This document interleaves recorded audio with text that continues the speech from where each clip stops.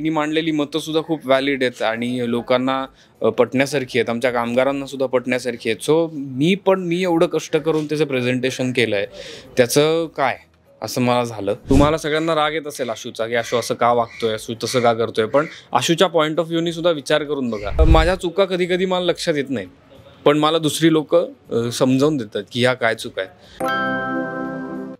नमस्कार, मी अंकिता शिंदे. इट्स मज्जामध्ये तुम्हाला सगळ्यांचं स्वागत. आज मी आली आहे शिवा या मालिकेच्या सेटवर आणि सध्या माझ्यासोबत आहे शाल्व, म्हणजेच तुमचा लाडका आशू. नमस्कार अंकिता, नमस्कार सगळ्यांना. कसं आहात तुम्ही? मी मस्त एकदम. काय म्हणताय?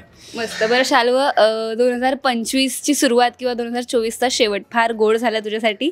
त्यामुळे आता पूर्वी तू येत असशील तेव्हा तू म्हणजे जरी रिलेशनशिप असलं तरी एक सिंगल असा थोडाफार आपल्या डोक्यामध्ये तो टॅग असतो, पण आता तू मॅरिड आहेस. सो लग्नानंतर काही गोष्टी बदलतात का असं म्हणतात, बदलतात, तर तुझं काय मत? अर्थात असं म्हणतात बदलतात. आणि लग्नानंतर जेव्हा माझ्या मित्रांची लग्न होताना मी बघितली तेव्हाही मला असं वाटलं की आता काही बदलेल का किंवा काही बदलणार नाही. आणि जरा कुठेतरी बदललं असं मला वाटलं त्यांच्या वागण्या बोलण्यामध्ये किंवा डेली लाईफमध्ये.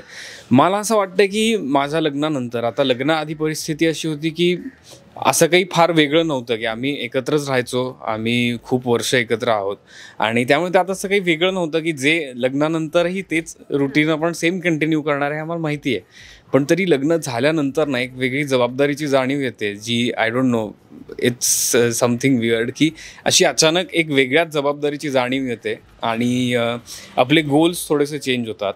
म्हणजे गोल्स इन द सेन्स की काम करण्याचा पेस चेंज होतो आणि आपल्याला असं थोडंसं एक वाटत राहतं की आता आपण अजून मोठे झालो आहे, वयाने अजून मच्युअर झालो आहे, असं कुठेतरी वाटायला लागतं. अगदीच. आणि तुम्हाला दोघांच्या लग्नाचे फोटोज, तुमचे कॉस्ट्युम्स, जटाय इतकं कमाल होतं, स्पेशली तो रेडवाला जे काही होतं तुमचं. सो त्यामागे कोणाची आयडिया होती? आणि ऑब्व्हियसली तुझी बायको स्टायलिस्ट आहे आम्हाला माहिती आहे, पण तरी ते सगळं ते क्रेडिट गोज टू हर. तिने सगळं प्लॅन केलं होतं, तिने डिझाईन केलं होतं, तिने सगळं डेकोरेशनसुद्धा प्लॅन केलं होतं. मी आपलं इथे बसून फक्त बघायचो की काय काय केलं आहे, कसं कसं केलं आहे, in just some opinions of काय म्हणतात त्याला, एनकरेजमेंट. तेवढंच मी फक्त केलं आहे त्या सगळ्यात. अगदी. तर जरा मालिकेकडे वळूयात. मालिकेमध्ये सध्या आशू आणि शिवामध्ये थोडंसं कामावरून मतभेद होताना दिसत आहेत, तर काय सांगशील सध्या जो ट्रॅक सुरू आहे त्याबद्दल? सध्या काय आहे, आता शिवा एक अचानक आली आहे आमच्या ऑफिसमध्ये आणि बऱ्याच गोष्टी तिथे चालू आहेत. तिने मांडलेली मतंसुद्धा खूप व्हॅलिड आहेत आणि लोकांना पटण्यासारखी आहेत, आमच्या कामगारांना सुद्धा पटण्यासारखी आहेत. सो मी एवढं कष्ट करून त्याचं प्रेझेंटेशन केलं आहे, त्याचं काय असं मला झालं. आणि आता शिवा आणि माझ्यातले जे मतभेद आहेत तेच मतभेद इथे ऑफिसमध्ये कंटिन्यू होतील का, असंही एक कुठेतरी मला चिंता आहे मनामध्ये. आणि रामभाऊ सतत तिची साईड घेतात. सो मला कळत नाही की हा माणूस एवढा मोठा आहे, सतत तिची कशी साईड घेतो. माझे वडील आहेत, त्यांनी माझी साईड घेतली पाहिजे, पण तेही नाही.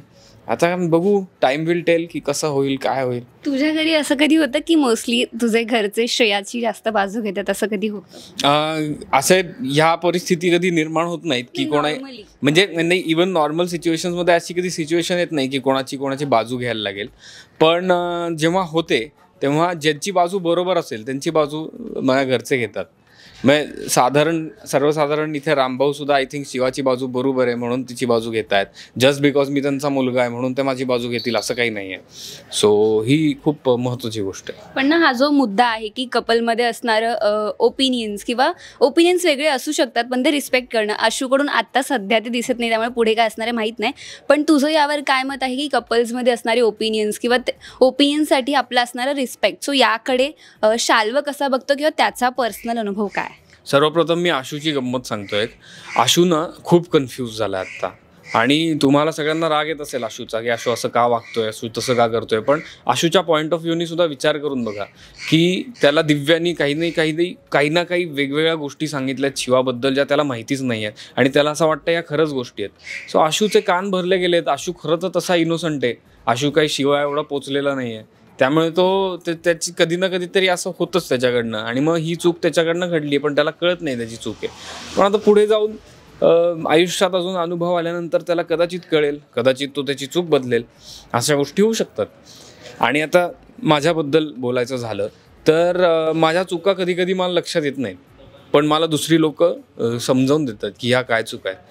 खूप महत्त्वाची गोष्ट अशी आहे की आयुष्यात अशी लोकं मिळाली पाहिजेत जी तुम्हाला फ्रँकली तुमच्या चुका समजावून सांगतील आणि ज्या तुम्हाला ॲक्सेप्ट करता आल्या पाहिजेत. ॲक्सेप्टन्स ही खूप मोठी गोष्ट आहे जी तुम्हाला जमली पाहिजे आणि ती मी करायचा खूप प्रयत्न करतो. ॲक्च्युली आणि ती पटकन आपल्याला जमत नाही, पण हळूहळू होते वेळेसोबत. सो आय गेस मालिकेमध्ये सुद्धा मला असंच काहीतरी पाहायला मिळेल. Thank you so much. Thank you. Marathi मनोरंजन सृष्टीमधील मालिका, चित्रपट, नाटक तसेच कलाकारांबद्दलच्या नवीन अपडेट्स जाणून घेण्यासाठी नक्की सबस्क्राईब करा इट्स मज्जा मराठी या आपल्या नवीन यूट्यूब चॅनलला.